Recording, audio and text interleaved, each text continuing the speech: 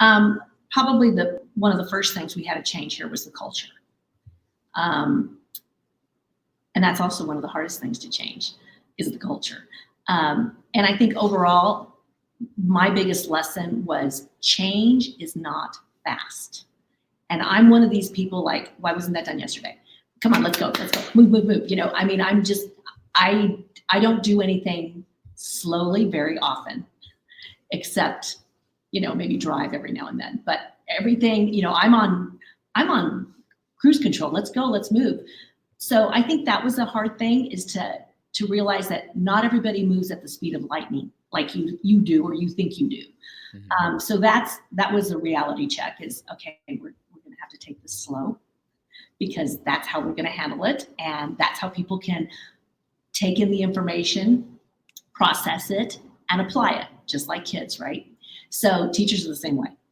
And so the change, it has to be slow, and it has to be very deliberate.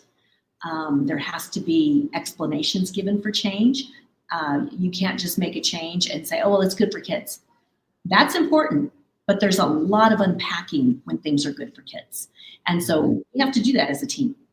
And so I think changing the culture was a big thing. I came into St. Mary's when they were at a steady downhill decline in enrollment, to the point where it was rather scary. The life of the school was in question. And so I think that's why it took Father Broussard a while to make that decision to hire me, because he also wanted to make sure that he was putting the right person in the right place. And so when we all came to that conclusion that this was the right decision, it was very apparent to me that we needed some culture changes. My team was wounded. My team was not trusting of the leader, of me. They didn't know me. They didn't know to trust me.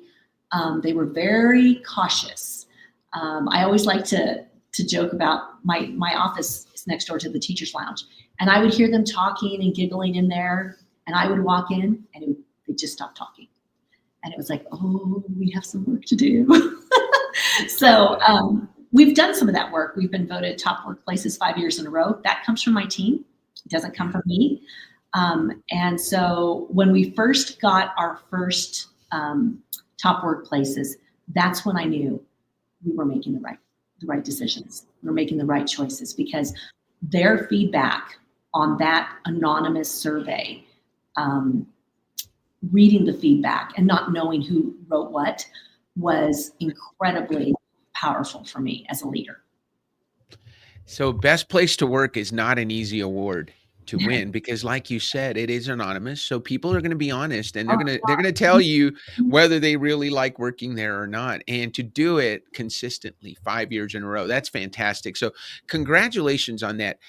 How do you balance being a best place to work without becoming a people pleaser? Because that's something that can happen to us, right? You've been a best place to work. How do you continue to do that?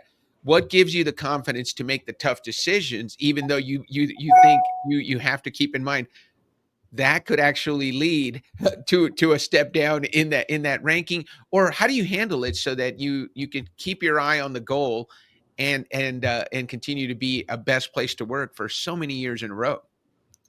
So one of the things that we do here at St. Mary's is, I don't believe in top-down leadership. That I just don't think that works. So when we have decisions to make, or we have changes to make, we make them collaboratively. I have an amazing, strong leadership team.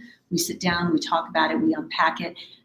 They always bring something to the table that I didn't think about. And that's the important thing, is because when you get into your own little silo and you think, well, this is the right way, this is what we should be doing.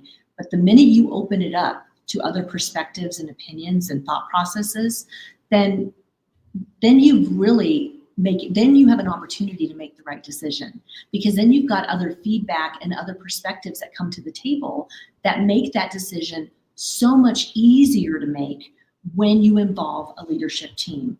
And then there's other times when it's not just my leadership team, it's my entire teaching and staff team that, okay, what are we going to do here? We did a lot of that during COVID because I had just started. I was just hired the year COVID happened. And so, my staff didn't know me, and I'm saying, we're not closing, we're staying open. And they're just like, how? And I'm like, well, I don't know. I don't know how we're going to do this, but we're going to figure it out. So let's put our brains together and let's figure it out. So it was not easy, but I think that was probably a really valuable lesson to me as well, is just knowing that we are always better together. And I know that sounds very cliche, but you can't make decisions top down, and you can't make decisions alone. You've got to have a strong leadership team to help you with those decisions. How do you, that's by the way, that's a great leadership lesson. And that's why I knew this was going to be a great conversation. Because listen, whether you're leading teachers, you're leading salespeople, where you're leading engineers, or you're leading executives, this is just a great lesson. You take the input of the people around you. And one of the things that you've talked about that's really next level is you have a leadership team. So you're not asking everybody every time. You have a group, a core group that you go to that's probably representative of your entire staff. How many total staff do you have? We have 42 on our So team. you have a staff of 42. What's your leadership team? There's 5 of us.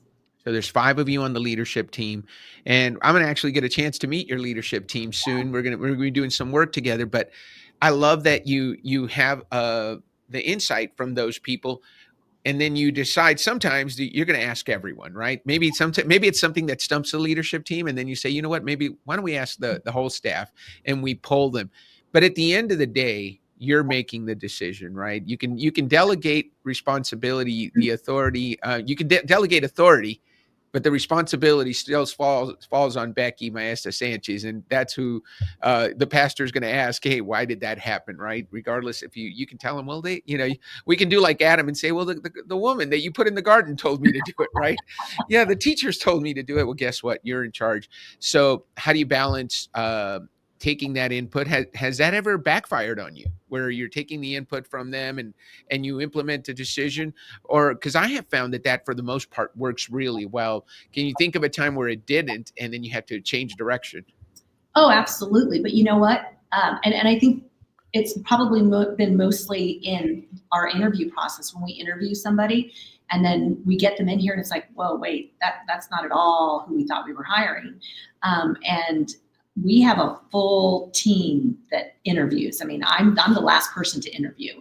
So we've adopted this business model of interviewing here at our school. So my staff has a big role in the interviewing. And so it's a lot easier, I think, when you collaboratively made a decision and you're like, that really didn't work out so well. But then we get to unpack it. Okay, what did we not see? What did we miss? And it's the same process. You are collaboratively asking the hard questions. What did we miss? What went wrong? And everybody has a role in that. Just like when we're making a decision to change something and implement a new policy, it's the same thing. You unpack it the same way. And so, again, very effective. And I think it's good for my staff to be able to be part of those decisions because I think it makes them more effective in their leadership role within the classroom and on their, in their grade band levels. Mm-hmm. Very, very interesting that you talk about the fact that the decision making, at the end of the day comes down to you. Here's a question. A lot of leaders struggle with what you talked about earlier. When you came in, you'd hear them giggling next door, and then you'd walk in. You had to build trust. Yeah. How do you go about building trust? And then as if that wasn't hard enough, you're the new principal, you're building trust, and then COVID hits, and Right. you've got some tough decisions to make. What are some key steps that leaders can take? Because you've obviously built a great team with a lot of trust that's voted your school a best place to work many years in a row. What are some of the keys that you can share with other leaders that they can use when they're trying to build trust, especially when they're in a new position? So you build trust one employee at a time. It's not a group situation where you're talking and that kind of thing. I mean, certainly that's a piece of it, but I have check-ins with my staff weekly, and it's scheduled check-ins, and course, there's always some times during the school year where there's something crazy that goes on and we have to reschedule or cancel or whatever. But for the most part, that time is a sacred time, especially for new employees. When new employees come on board, they have a set check-in time with me once a week. If you've been on our team for over a year, you have a set check-in time with me every other week. And a lot of times we're talking about best practices. We're talking about, I'm really, what their struggles might be in the classroom. Maybe they had they're having a challenge with a student or a parent, or maybe even another employee. A lot of times that's what we talk about, but other times we talk about, the dog that you just had put down 2 nights ago, or your dad who just passed away, or your uncle who just went into hospice. Whatever it is, that's how you build those relationships, and that's how you build trust. And so, I don't, and I say this to my staff all the time, may not always agree with how you handle a situation, but that's a private conversation. So, when we have to kind of have those conversations, those are done in private. But to our students, to our community, we will always be a united front, always. And I think that's a big way to build trust in your staff as well. And so great answer. Thank you for sharing that. I agree with it 100%. I think the rah-rah speeches, everybody loves that part of it when you've got your whole staff. But guess what? I've done it in coaching and I've done it in leading teams. I also coach track and cross country. And I remember you as a coach, you stand in front of the team and you tell them, let's go win one for the Gipper. But the way you get amazing performance out of athletes or out of anyone, it's in that one-on-one conversation where you get to know, hey, what are they afraid of? What do they fear? What is it that they most want to do? And you get those great insights so that you know the right thing to say at the right time to get the best out of that person. So kudos to you. That is I'm glad you're reinforcing some of the stuff that I believe also, but you've been so successful at it. Let's get into if you guys are listening, so our regular listeners are they probably can't wait to hear your Y operating system. And I know all of them are saying, "Oh, this lady is a challenge." They are guessing that, and that's why I tell people all the time, you know what? I am done trying to guess people's YOS because they surprise me all the time. So Becky's YOS is clarify, make sense, and contribute. So she is someone who is driven by finding clarity.